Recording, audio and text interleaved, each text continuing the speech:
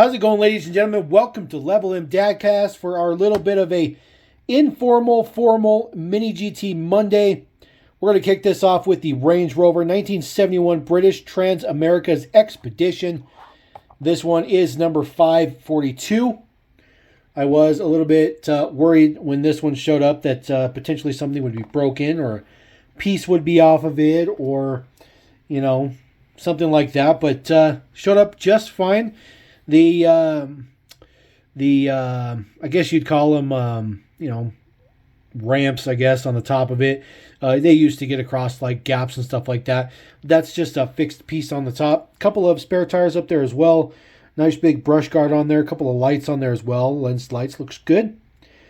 The side is done up with pretty much every kind of advertisement, deco, print, all that kind of stuff. Looks pretty good. An interesting attachment there for the exhaust pipe. Kind of weird. Tan interior on this one looks pretty good though. Of course, good MiniGT quality. Not a new casting. Just a very, very different version than we've seen thus far. The side mirrors look pretty good too. A couple up on the window there, then a couple on the front fenders. So that one looks pretty good. Of course, comes with a tow hitch and stuff, so not too shabby. Definitely like that one a lot. All right, next one up, of course, you got to have a Bugatti. This one is the Super Sport, the Chiron Super Sport in white. Number 569. Nothing fancy, no Bianco this or that, or, Arctic this, Tundra, snow, nothing, just white, just the color white. This one does look pretty good. It has a nice carbon wing on the back of it. That big, huge lens to tail light looks good on this particular casting. This is I think this might be the fourth color we've seen for the Super Sport. But this one looks pretty good. They're all pretty average, just a color, a bunch of carbon on it. The wheels have always been an interesting choice for me. I'm not a huge fan of those wheels, but they're not bad. But I think they could have done a better wheel, I guess. But it doesn't really matter when, you're a super duper sports luxury supercar like this one. I guess it doesn't really matter which wheel you have on it. It's all good. All right, next one up, of course, like all Mini GT drops, you're going to have a Lambo. This one is in Giallo Orion. The Aventador 563 is the number on this one. Throw this guy on there. The SVJ. This one, I think, is the fifth color we're seeing for this one. We've also seen a SVJ Roadster. So definitely going hard in the paint with the Lambos. This one looks pretty good. It's basically like a metallic, darker yellow. That SVJ looks good. I think this casting is pretty darn good. It's pretty darn good. It's another Lambo though. It's just another Lambo. I mean, Mini GT does a ton of Lambos, and I think that's perfectly fine. I definitely want them to keep making them. But I guess the Aventador, it's a little bit long in the teeth, I guess. They did some Liberty Walks and some other stuff too. The Huracans, they've had quite a bit as well. So maybe we'll see Mini GT do some classic Lambos, maybe a Mira or something down the road, maybe a Jota. That would be kind of cool, I think, in my opinion. I think that'd be a pretty cool fit. All right, moving on with a Bentley Muller Bakalar. This is car number 0, it says. 544 is the number. This one in white. Just says car 0, but it's in white. Looks good. This one is a very good addition as well. This will be the holiday car this year as well. Well, this casting won't be this particular car, but the casting will be in kind of a black and gold kind of fade kind of color there. Does say Bakalar car 0 on the side in red print. The prints and stuff like that are pretty good on this one. My particular one had a smudge on the hood when I took it out of the box, which is really weird. It almost looked like it was like a food smudge. Very interesting. But hopefully Mini GT is not slipping with their quality, because that would be not good. It would definitely be not good. We want to make sure that they keep their quality up and quality rolling, because that's what we need. That's one of the things that's made them a staple for so long. All right, rolling on with some Skyline action. Of course, here's the R34 GTR in black pearl, number 570. No, this has nothing to do with pirates, although you could make this your own little pirate ship, I guess you could say. This one is average. It's an R34, just in black. Nothing fancy with it. There's really nothing, different to, pretty much every other one single color they've done for other R34s. It looks good. I think it looks good in black. There's definitely no doubt about that. I like the black color, but again, it's just an average R34 with good mini GT quality, of course. The side mirrors integrated in there looks pretty good, but just a regular black too. It's not metallic. It's not sparkly or anything like that. It's just metallic, just regular metallic, which is okay. All right, we are going to switch into a couple of Super GT cars. This is the GTR Nismo GT3 number 10, the 10X Gainer GTR, Gainer Super GT 2022 series, number 540, of course, auto boxed Super GT in super black chrome. This model is bonkers, by the way. Really impressed at the chrome finish that turned out for this model. Looks really good. MiniGT has a couple more of this kind of chrome finish models down the pipeline, including a Liberty Walk S15 as well in purple. So, needless to say, they've perfected the paint, I guess you can say. Hot Wheels has been making Spectre Flame for a long time, but this is something on a whole nother level. The print on the tires is really good. The Dunlop is really good. I think that really pops, really helps it set off and brings kind of a different stance to these Super GT cars based on the regular Mini GTs we've been getting. Of course, these ones do cost a little bit more. So, if you're going to pay a little bit more, hopefully you can get a little bit more. I do like the print on the windshield, looks good as well. And then just that center post with the wing on the back. Very good casting. Really good version. Really good one. Love all of those ones. Like race cars too. All right, the other Super GT car we have, this is the Honda NSX GT3 Evo 22. Upgrade NSX GT3, it says. Team upgrade number 18. Unit 18, number 541 in the release realm. This one is certainly not as popular as the GTR was. I did pick up almost every single one of these Mini GTs from Surplus Goodies, as I normally do. They definitely sold out a lot quicker on the GTRs than the NSX, but I think the color combination on this one is really cool. I like the black and the yellow. I like just the lines and stuff that are involved with it.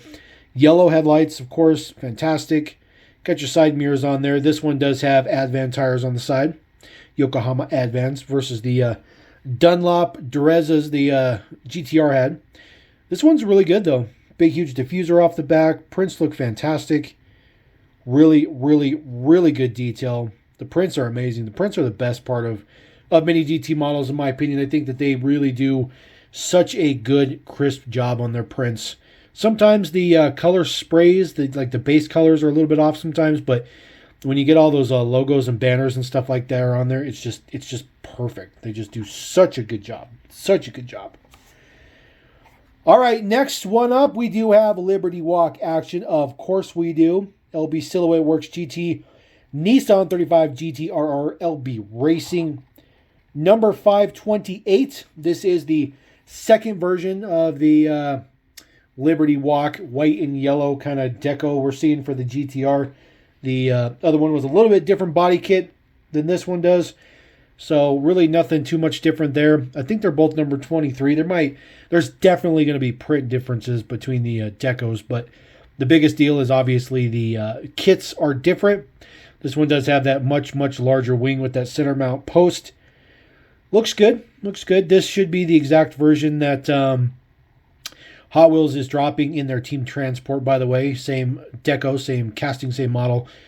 Just the Hot Wheels version of it. Of course, Hot Wheels came out with that GTR a while ago. But, Mini GT's been dropping Liberty Walk GTRs for forever. Probably close to 10 years, maybe. I think that's about... No, they're definitely not that old. They've been dropping them for a while, though. Definitely dropping them for a while. They're kind of like the OGs. I guess the OGs, if you want to call them that. All right, speaking of OGs, though, we do have a Lincoln Capri in Premier Yellow. This is pretty much the only actual classic car that MiniGT makes.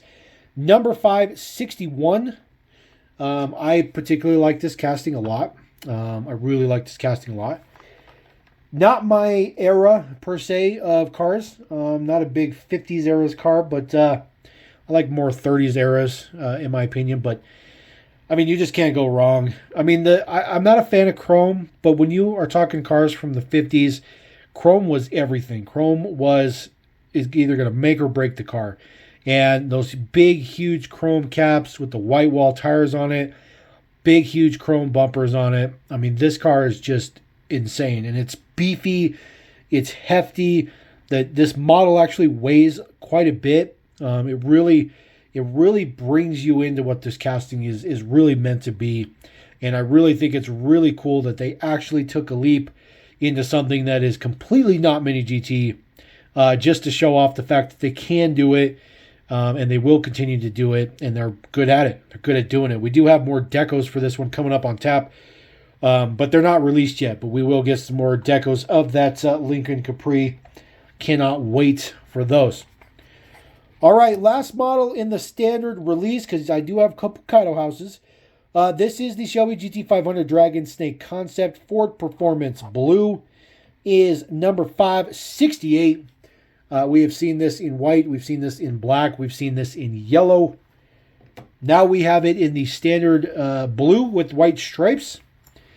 Looks pretty average until it rolls around. Then you do see that Dragon Snake logo there on the side, which looks fantastic.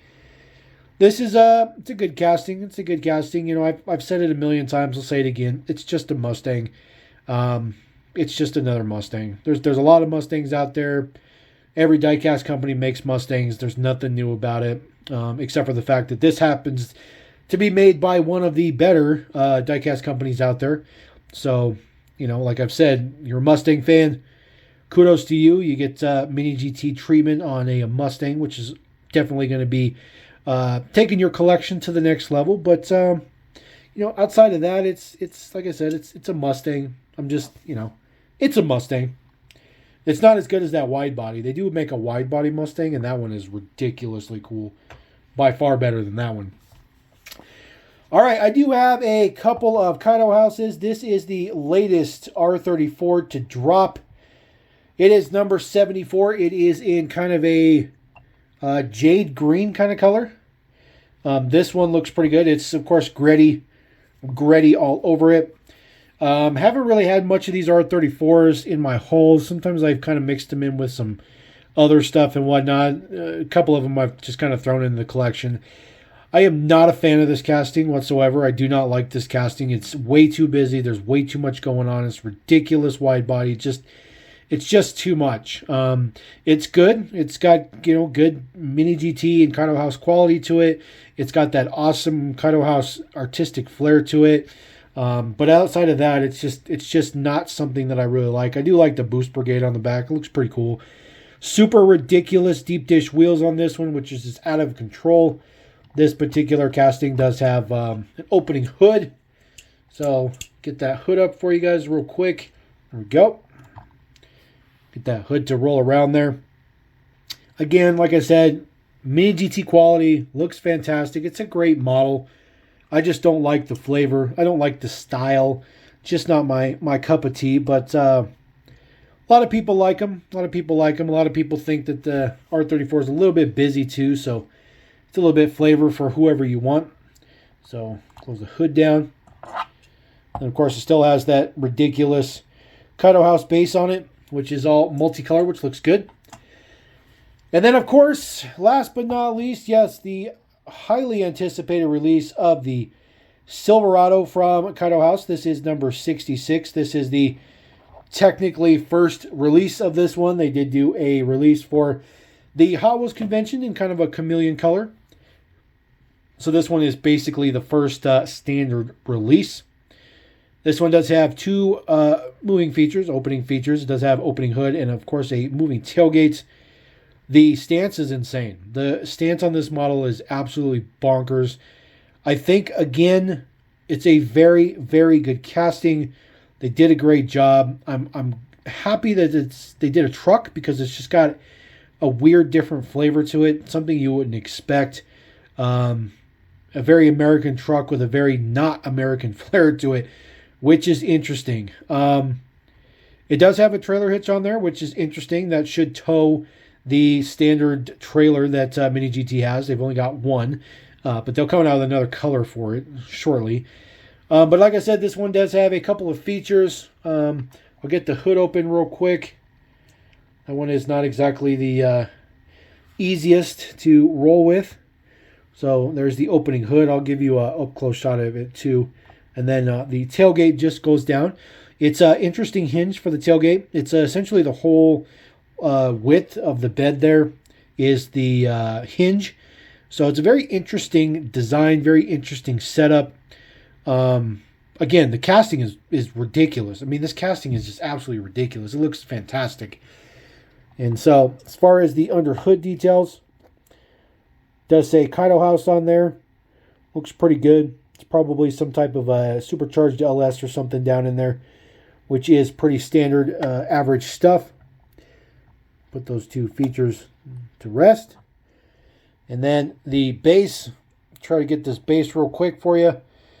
You can see the ridiculous work on the frame. You can see where the axle sits in the back.